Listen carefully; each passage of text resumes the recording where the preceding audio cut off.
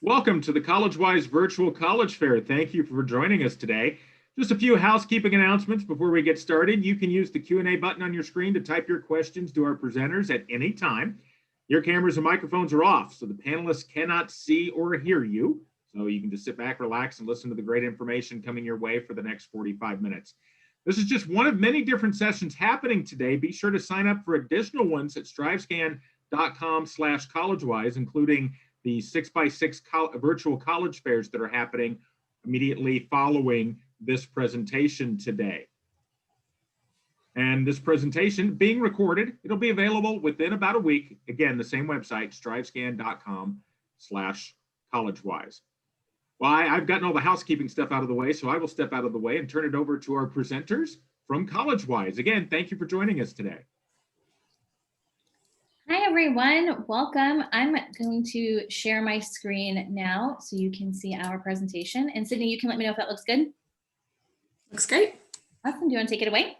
Alrighty. Thanks, Annie. Hello, everyone. Thank you so much for joining us today. As Russ mentioned, we are counselors from Collegewise. We recently just celebrated 21 years in the industry. We have over 60 counselors and over 40 academic tutors working with students through SAT, ACT prep, as well as academic curriculum content. We're one of the largest college counseling admissions companies in the country. We work with students here in the US and then also globally as well.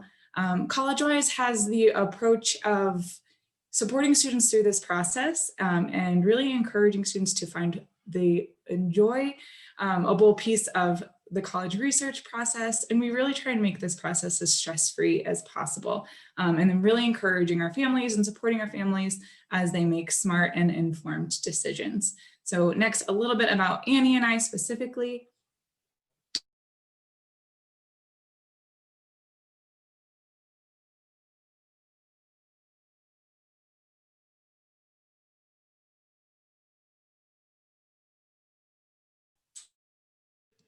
Okay, well, I'll introduce myself.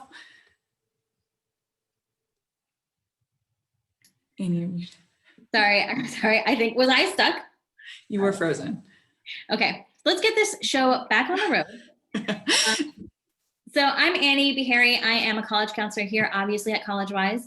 I did my undergraduate work at Boston University in Massachusetts, and then my graduate work at Harvard University. I got my degree in higher education, and from there I went on to work in admissions. I was at a small liberal arts college in northeastern Pennsylvania, and then I went on to work at Johns Hopkins University in Baltimore, Maryland. And at both schools, I read admissions files, recruited domestically and also internationally, and really got to know the process very well. And then finally, I made my way to counseling and to Collegewise. So that's a little bit about me. Awesome. So a little bit about myself. As I mentioned, my name is Sydney. I'm one of our counselors here at Collegewise as well. I've had the opportunity of working on both sides of the desk as a college counselor in Fairfax County Public Schools, and then also have worked in the undergraduate admissions world at George Washington University, as well as the law school admissions office. I earned my master's degree in higher education administration from GW as well. While I was recruiting students from upstate New York and Westchester and Rockland County, Michigan, Iowa, Puerto Rico, and then also had the opportunity to recruit students internationally, working specifically with China and the Middle East. So have now transitioned to Collegewise and excited to talk to you all today about the college research process and really looking to set you all up for success and things that you should be focusing on here in the near future.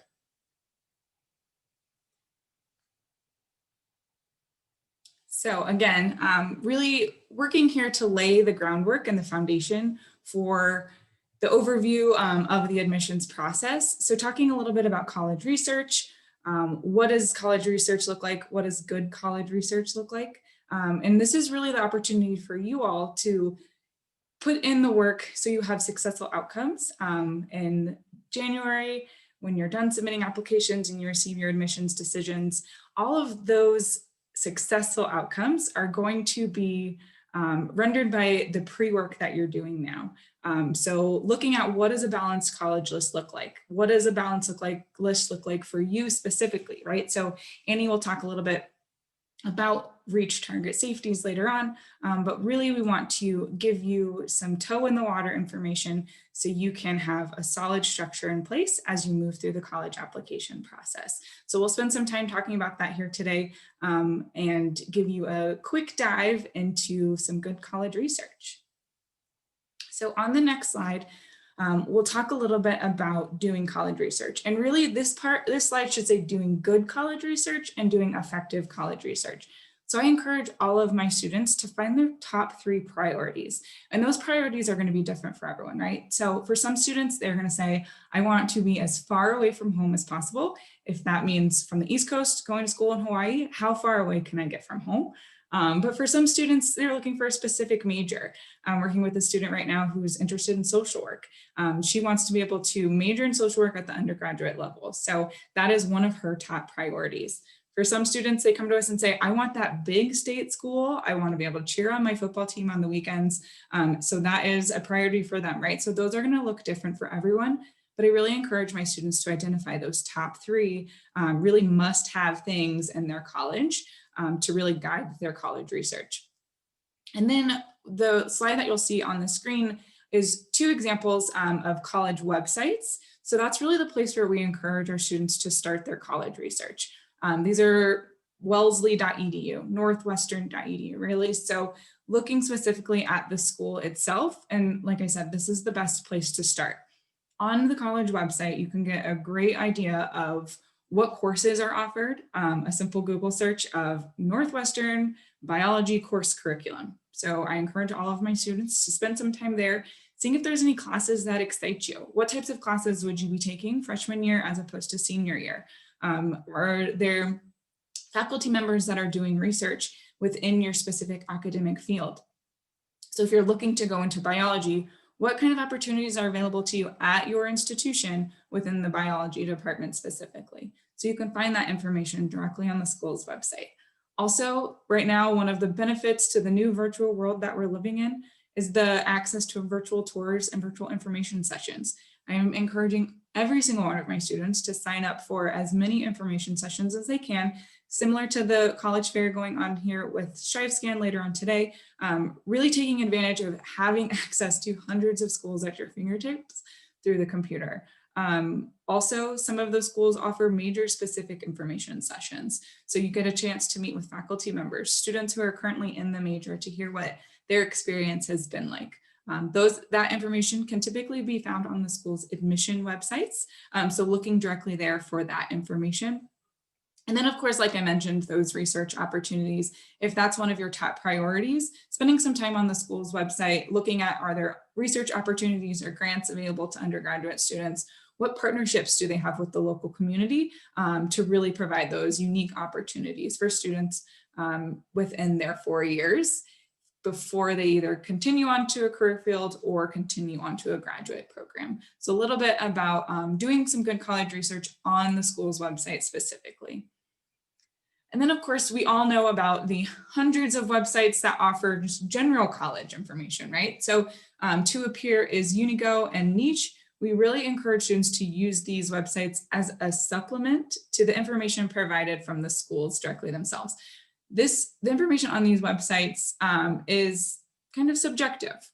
Someone is going on here and inputting this information. It's not necessarily the schools controlling the content that's available on these websites. And then you can see from the 2 examples on the screen, the platforms themselves offer grades or ratings of different things about the campus. So again, using these as a guide and a tool to supplement the good college research that you've done from the school's website themselves. And of course, there's several other websites that are general or more broad in the college research field. So I think of Big Future. I encourage a lot of my students to start there.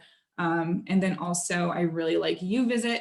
Give students a good opportunity to get a feel for campus so they can really get an idea of if that is a campus that would be a good fit for them. And again, going back to what is one of your main priorities, what is a fit for you? For some students, they're like, I do not want to be cold. If they get a glimpse of campus and there's snow on the ground in March, maybe that's not the best fit for the student. So I like UVisit for those more virtual experiences as well. And then there is also a piece of the college research called demonstrated interest. Some of you might be familiar with it. So our little cat on the screen from Shrek, I like you so much, please don't reject me, right? So some schools openly track demonstrated interest, and demonstrated interest is exactly what it sounds like. You are demonstrating to the institution that you're interested in it. And I tell all of my students, this is a genuine interest in the institution. It's not just signing up for the newsletter to check a box. And it's going back to what I mentioned with those campus visits and those information sessions. So one of our colleagues uses the analogy of asking someone to the school dance. So you want to make sure that they are going to say yes before you ask them. Kind of the same thing here in the admissions world. So schools like to see that if they admit you, then there's a good chance that you're going to come because you, one, understand that it's a good fit for you. It's a school that you are truly interested in, and that you really understand what this school is about. So being able to show that interest through admissions websites with those information sessions. I also really like reading the schools if they have a blog. Georgia Tech and Tulane have a wonderful blog that offers really great information, inside information directly from the admissions office. So when it comes time to write that Why Tulane essay, and they just wrote a blog post about it, I mean, you're hearing it directly from the mouths of the individuals who will be reading your admissions applications. So if there's a school that you're interested in, I really encourage students to check out their blogs, read their newsletters. That's where we're finding now a lot of schools might be pushing back their early action deadlines. So there's a lot of really great and valuable information that schools are putting out through blog posts and newsletters. But also, again, those information sessions, building those meaningful relationships with the admissions reps. I remember when I was in the admissions office and a student that I had met traveling or through an information session who would send me an email when it came time to review that student's application. I remembered, oh yeah, this was the student that I talked about her volleyball tournament, and she had an opportunity to interview with me, and she was telling me all about the training that she's been doing, right? So making it a little bit more personal through that demonstrated interest process. And then of course, really encouraging students to take notes. This will help you find common trends that you're interested in campus. So if there's something that you keep finding showing up that you're liking about different institutions, well, that might become one of your main priorities that you're really looking for from the institution that you then decide to attend. And good college research is being able to truthfully answer the question of why do you like this school? I tell all of my students, I shouldn't be able to replace one institution's name with another. When I ask you, okay, well, why do you want to go to American? Oh, because it's in DC and they have great internship opportunities. Okay, well, let's talk about Georgetown, GW, Catholic, Trinity, any of the other institutions that are in the Washington, DC area. I shouldn't be able to replace those names with other institutions if you've done good college research. So really taking it beyond just college research itself and going back to good and effective college research will create those outcomes that you're looking for when admissions decisions start to roll around. I will turn it over to Annie to talk a little bit more about what the college application process looks like. So the result of all of this research, which you're taking careful and diligent notes on, is going to be a list that has anywhere between 8 and 12 schools. Now, there is no hard and fast rule that you can only apply to 8 or that you can apply to more than 12. You can do whatever you want. But just keep in mind that for every application that you submit, there is a fee associated with it, as high as $80 I've seen. And then if you are sending test scores, that is also a fee. So keep in mind that if your list is not well thought out, it can be kind of an expensive process. Now, one thing I'd like to focus on is the type of list that you're building, because everyone has kind of this idea of a dream school, right? You hear about it all the time, that there's a dream school that's like meant for you and made for you, and that's where you want to go and that's where you're gonna go. But the truth is, if you want to approach the list building process in a smart way, every school on your list should be a dream school. So every school should be one that you'd be happy to go to. And that's always been the case, but this year, I think in particular, or this coming year, so for those of you who are applying, and graduating in 2021, and even for those of you who are preparing applications or are thinking ahead, you should always want to have options. You want to have options that you'd be happy to go to because things are so unpredictable right now. So we want to, again, caution you away from the idea of the dream school and towards the idea of the dream list. On that list, there should be a mix of schools. There should be likely options, target options, and reach options. Now, when we say likely, we mean schools that are not safeties, because that's sort of a misnomer. Every school in this country wants to get more and more selective. That's a part of what brings it high up in the rankings. That's a part of what drives funding, donations, and things like that. So you want a school that you're likely to get into based on your metrics. You can find information on who's being admitted to those colleges online. If you look for admitted students profiles, or if you're using something, or if your school has something like Naviance, you'll be able to see a little bit about where students are falling, who's being admitted to those schools. And that's kind of what you want to use to gauge. But again, with the likely option, you want a school that's likely to accept you based on, your metrics, or based on where you live. So state schools or public flagships are often good likely options. And that's where one place we recommend that you start, because it's also a good financially safe option. Again, this year, next year, you want to have financially safe options at least available to you. Now, target schools, again, are the ones that you're going to fall kind of squarely within the metrics of who's being admitted at that university. So probably right in the middle would be a good target option. Maybe even a little bit higher on their metrics would be a good target option. You might think that that's kind of overkill, but the truth is, as I've said, and as you've probably seen, colleges want to get more and more selective. So if you can ensure that your target option is one that you maybe are a little bit overqualified for, that's probably a better route to go than to underestimate that. And then the last part of the balancing the list is going to be the reach schools. I think people are surprised with the reach schools because you think, well, Ivy League schools are reach schools. But you know what? The schools that you're probably familiar with are also reach schools. So I would say that can be anything from like a BU to an American, a Lehigh University. I mean, these are schools that you've heard of, but are actually pretty selective in who they admit. So you want to make sure that you're looking at an acceptance rate of about 30% or under. And again, I know that seems high, but it's just because of how competitive things are. And some schools are going to be reach schools no matter what. So that's where the Ivy League schools are going to be reach schools no matter what, no matter your grades, test scores, if you have any curriculum. That's just when your acceptance rate is very small, it's pretty hard to say with any definitive sureness that you're going to get in.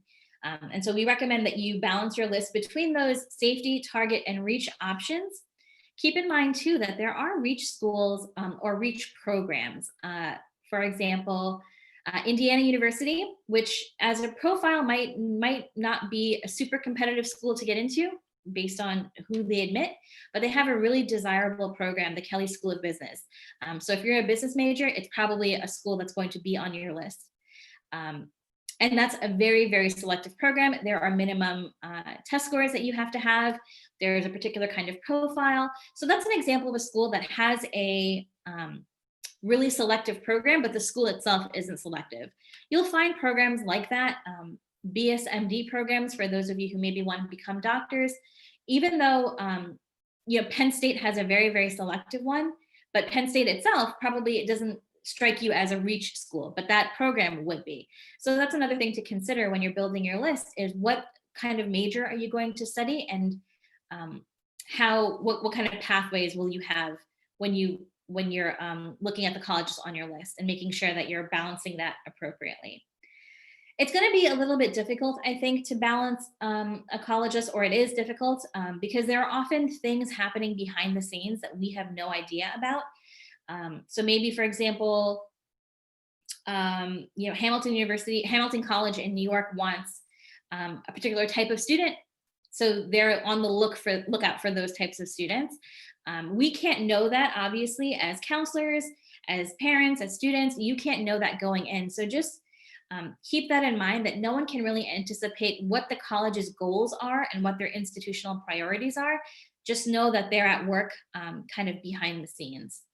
And I guess my last bit of advice with the list building is that it's not a lottery. I think a lot of people think of it as a lottery, but colleges want a particular type of student, and that's why they spend so much of their time when they ask you essay questions and things like that. They really want to know that you have thought about what you want to get from this university and what you plan to bring to it. So there's a little bit of a thoughtful connection that you have to make.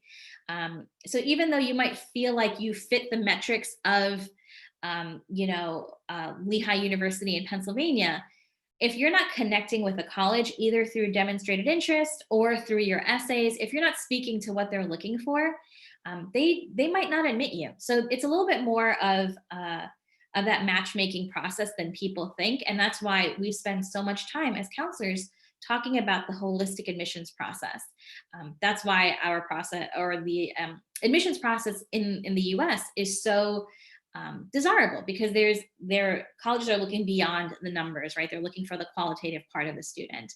So while it's not a lottery, and you have to be deliberate in how you're connecting with the college or the university, it's also not an exact science, as you can probably tell. There are a lot of different things to think about and things to juggle when you're trying to build your list. But as long as you're making sure that you have some type of option, that's going to help you a lot as you kind of navigate the rest of actually applying to college. And speaking of which, we just have some general advice for you about following a timeline. So if there are any seniors here who are applying to college now-ish, you want to make sure that you leave enough time to do everything. So November 1 is a really big deadline date for schools. So you want to make sure that you're prepared, you've completed your application, you've written your essays, and that you're ready to submit. I would suggest, and I'm sure Sydney would agree, you should not submit an application for a November 1 deadline on October 31st. We've actually, as counselors, have started to see the Common App, which is one of the applications you might be using to apply to colleges. We've started to see the applications slow down a little bit over the weekends and the evenings, and that's because there are so many students who are using it.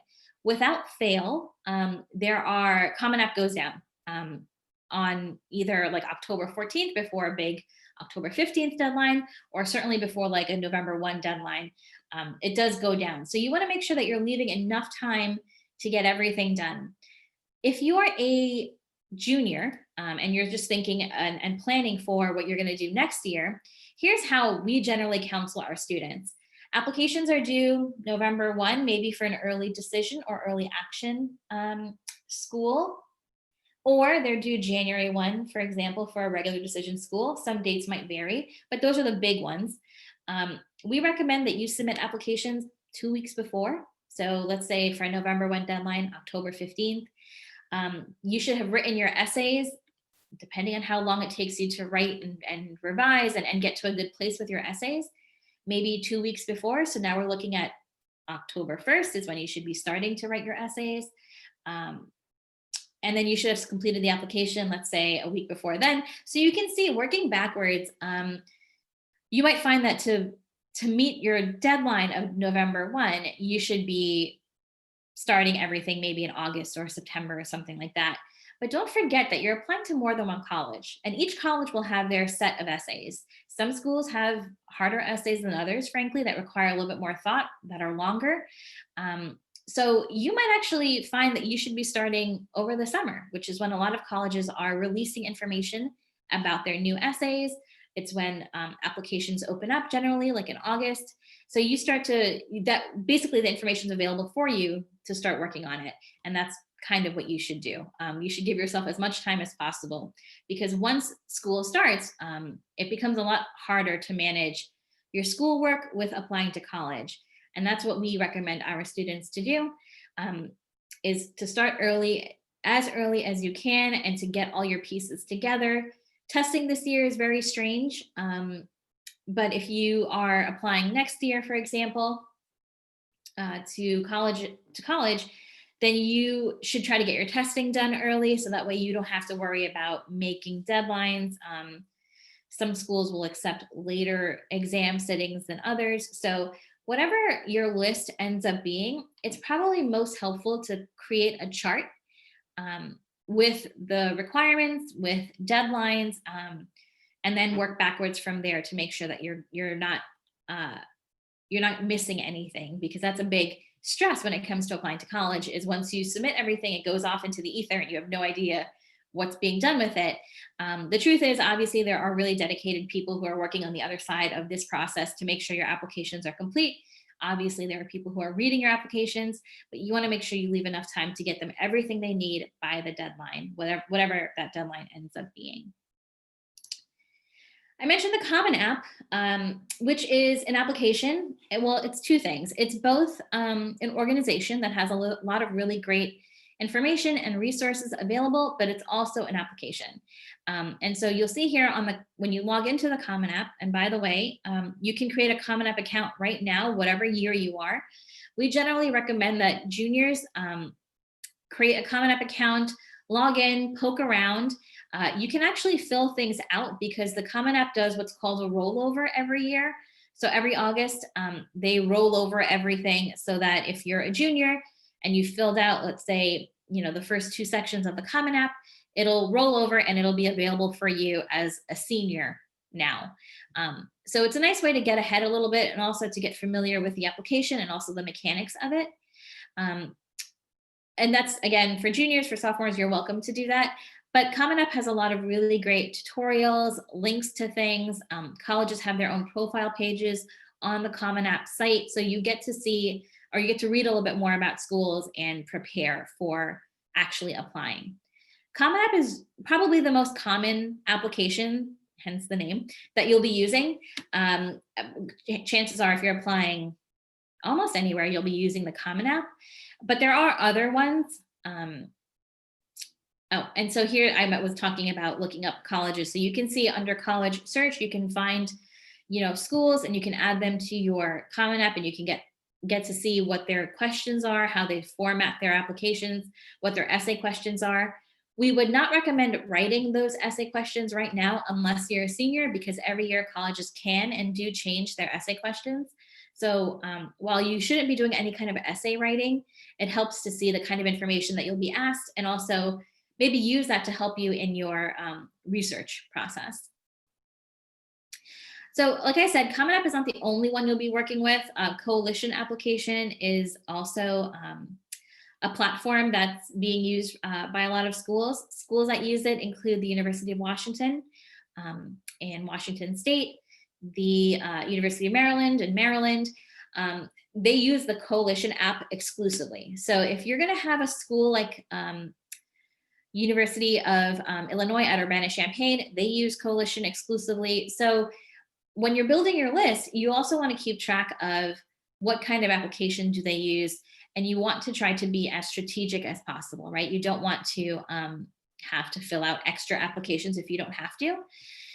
So this is Coalition. It's a newer platform. It's a little bit more tedious in our opinion, but it's very easy, very doable. And once you've gotten the Common App down, which is the one that we recommend that you start with, filling out any other application will be kind of a piece of cake. Coalition also has a lot of great features, like links to colleges and information from colleges. It also has a locker feature, which is probably its most distinguishing feature, where you can store things in your locker throughout all 4 years. Coalition was sort of designed for a first-year student, like a freshman in high school, to create an account, and you can start to put things in there that you think would be helpful, put things in the locker that you think would be helpful for your application process. So maybe you write a really great essay and you want to have access to that when you go to apply to college, and you might be asked to send a writing sample. Princeton asks for that, for example. You can go and store it in your locker, and it'll be there whenever you apply to college. So that's probably Coalition's biggest, sort of the biggest difference between the two. Common App and Coalition beyond the fact that different schools will use the coalition instead of the Common App. Having said that, there are a lot of other application systems out there. Probably the biggest ones are the UC, University of California application. Apply Texas is the one used by many Texas public schools and also a couple of private schools. Again, depending on your list, you might have to do just the Common App, or maybe you have to do 3 applications. If you have Common App schools, let's say University of Washington, and you're also going to apply to UCLA, then you have to fill out the UC application. So keep all that in mind. Not every school will make it as easy as possible, unfortunately, for you to apply to different schools. But there are going to be different options out there for you to keep track of. So at this time, I think, Sydney and I can take questions and generally chat and let you know a little bit more about how the whole, research and list building process works. Yeah. Annie, a question came in and said there are many colleges, but how can we find a school that fits ourselves? So I think this goes back to a little bit about finding what those 3 priorities are for you. So being able to narrow down the thousands of schools to schools that either fit the size that you're looking for, have the majors that you're looking for, East Coast, West Coast, it could be a number of things. And then kind of like Annie mentioned, right? So balancing that list takes a different form for everyone. So if a financial fit is a priority for you, that might look a little bit different with schools that are either can meet full demonstrated need, or schools that typically offer very strong financial aid packages. So to find a school that fits for you, it's really important to figure out, what are those important things, those kind of non-negotiables that are going to really drive the admissions decisions that you make. And there is a little bit of introspection involved too. So a little bit of knowing how you learn best. Because I think sometimes we forget that college is about learning because there are so many other really exciting things that you can do in college, including, go to the multi-million-dollar fitness center, or, stay in a really cool dorm.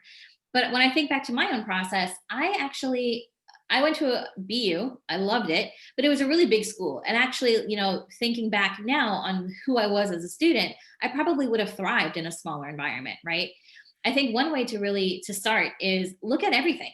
Look at the big school, look at the small school, and rule things out based on that way, because I know it can be really overwhelming to manage if you don't know what you want, if you're not sure, or if you're open to everything. I have students like that who are just like, yeah, I can be happy anywhere. Well, that's awesome, but it makes the process a lot harder. Absolutely. And then someone asked, on average, how many schools are on a reasonable list for consideration? Annie, how many do you encourage your students to have? Oh, yeah, I would say anywhere from 8 to 12 pushing it a little bit. Yeah, what about you? Are you doing something different? I kind of fall in between. I have students that have 6, some up to 12, 13. And then, it's kind of, some students are working more on their own and aren't necessarily working with me. But I really think, again, doing that good college research can help you have a targeted list. So then you don't feel like you're just shooting to the stars and hoping that, admissions decisions land. I always tell my students, we're going to put quality applications out instead of a quantity of applications out. So again, looking for that good college research piece there to really drive that list. That's a great point, because I think a lot of students think of quantity, right? They'll apply to 15. And as I said before, it's not a lottery. If you apply to 15, you're not going to get into 5. No guarantee. And the quality of writing does tend to go down because after a while, students are burned out from writing them. Absolutely. Absolutely. Already starting to see that. Someone else asks, how do you balance finding a fun college, more laid back, less strict, and a college that you can reach for academically, high SAT scores and good transcripts? What would you say? Oh, I think we think of the two as mutually exclusive, and I think that they're not. One good question I always tell my students to ask, even on virtual webinars or in an email to an admissions officer, what do kids do on Friday nights? What do kids do on Saturday nights? So you get a sense of the social environment. I don't think that they have to be mutually exclusive, You just want to find an environment where you'd be happy. Absolutely. I think one way that I'm seeing a lot of my students this year kind of add in a stronger academic emphasis is through the honors colleges. So a lot of universities will also offer honors programs for students. And this is outside of the typical like honors courses that you all might be taking in high school or AP exams where it's like an accelerated course content. Honors programs are really students who, I always just describe them as students who are looking to take the in-class conversations and the classroom dialogues a little step further, right? So they're students who are eager to learn. They're students who want to engage the professor before, after, during class, through email, whatever it might be. They're hungry for knowledge. So that's a good way that I feel like I'm finding my students are able to supplement a little bit more of an academic piece with a school that they like everything else about, like I said, the big sports, the social scene, being able to tap into that honors program. But then too, an honors program isn't necessarily for everyone. So encouraging students to spend some time on the honors websites to make sure that they have a true understanding of what the experience would be like at an honors college. Someone asked when we'll be releasing today's recordings. How do we have access to it? This recording will be recorded. This presentation will be recorded and emailed out to you all in about a week. So be checking your emails for that. Let's see, what other questions? How big of a factor should money be when making a college list? So I'm imagining this one is about the affordability piece. Annie, how do you counsel your students around that? There are a couple of things that students can do and should do. I'm a really big fan of applying to the local flagship, the public school, something that you know that worst comes to worst, your family can afford, basically. Families should always do the net price calculator. It's a federally mandated thing. Every college has their own net price calculator. And they're all programmed differently. So what you get as an estimate and the net price calculator is a calculator that will tell you, based on your income taxes, here's what you can expect to pay. Here's what you might get in terms of need-based aid and other things that they offer families, need-based only, obviously. And they're all different. So what you might get for one school as like your out-of-pocket expenses will probably be different from another school. So for each school, you should do that and at least get a ballpark figure. We always recommended when I was at Hopkins that you get that number, you pick up the phone, you call the financial aid office and you tell me, what does this mean? What do I actually have to pay? And that way kind of try to proactively get an estimate. What do you recommend? I always tell students is if financial aid is, one of the biggest factors that definitely goes in our conversation when we're talking about early decision.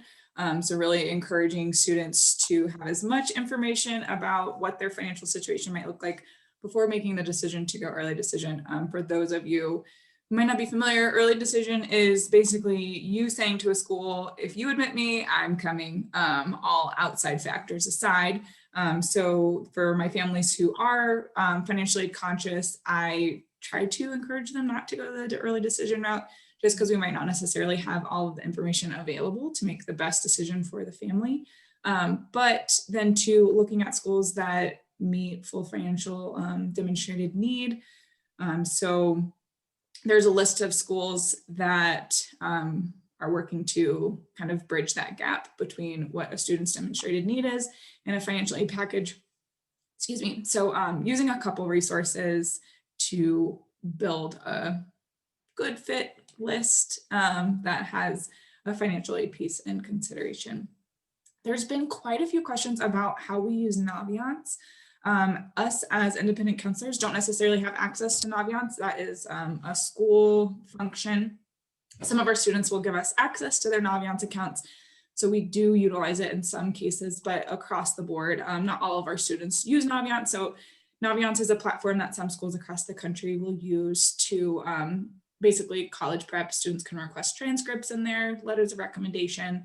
They have a college search function with some scattergrams that plots students' data, so GPAs and SAT, ACT scores, to help students get an idea of where they might fall as far as admit and deny based on previous classes' admit decisions. So the question specifically was sometimes the Naviance statistics on candidates who were accepted to our school differs from the published statistics from the university. Which one do you go by to determine reach, target, and likely? And I would say, and Annie, I'd be interested to hear what you do, is that's just one piece of the pie when I'm doing reach, target, safeties with students. Because, and I saw it when I was on the school side, there was a student admitted to UVA who was just the anomaly, right? And I would always point that student out and say, you know, maybe they needed a tuba player that year. And that was the student who blew all the other tuba player candidates out of the water. So taking that information kind of with a grain of salt, because also that is information input by the school counselor. So you're relying on someone else to have that reliable data. So I would always err on the published statistics from the university because that is coming directly from the source. But again, that's just one piece of the pie when we're doing a reach, target, safety, or likely. It goes back to what Annie was talking about and building that list, and that have you demonstrated interest, right? That might move a school from one component to the other. And then I always remind my students too that reach, target, likely is just a guide. It's not a definite, you know, it's just our best guess or our best suggestion of where you might fall. So not letting that be the hill that some students die on when they are saying, I have to have 3 reaches, 3 targets, and 3 likelies, right?